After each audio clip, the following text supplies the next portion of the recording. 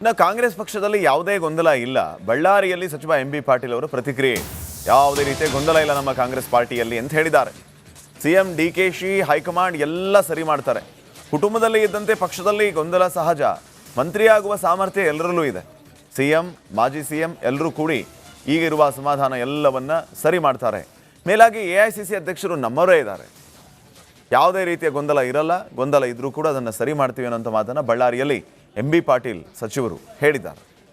ಇವತ್ತು ಮುಖ್ಯಮಂತ್ರಿಗಳು ಹಾಗೂ ಮಾಜಿ ಮುಖ್ಯಮಂತ್ರಿಗಳಂತ ಸಿದ್ದರಾಮಯ್ಯನವರು, ಡಿ.ಕೆ. ಶಿವಕುಮಾರ್ ಅವರು, ಪಕ್ಷದ ಹೈಕಮಾಂಡ್ ಇವತ್ತು ನಮ್ಮ ಕುಟುಂಬದಲ್ಲಿ ಏನಾದರೂ ಸಮಸ್ಯೆಗಳಿರ್ತವೆ, ಸಣ್ಣ ಪುಟ್ಟ ಇರ್ತದೆ ಸ್ವಾಭಾವಿಕವಾಗಿ.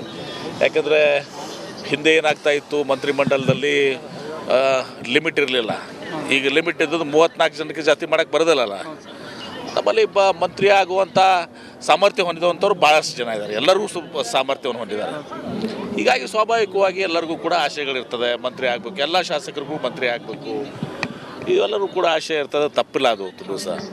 ಹೀಗಾಗಿ ಸ್ವಲ್ಪ ಆ ಒಂದು ಒತ್ತಡ ಉಂಟಾಗ್ತದೆ. ಆವಾಗ ಪ್ರಾದೇಶಿಕವಾಗಿ ಜಾತಿ ಇದೆಲ್ಲವನ್ನು ಕೂಡ ಇದು ಮಾಡ್ಕೋಬೇಕಾಗ್ತದೆ.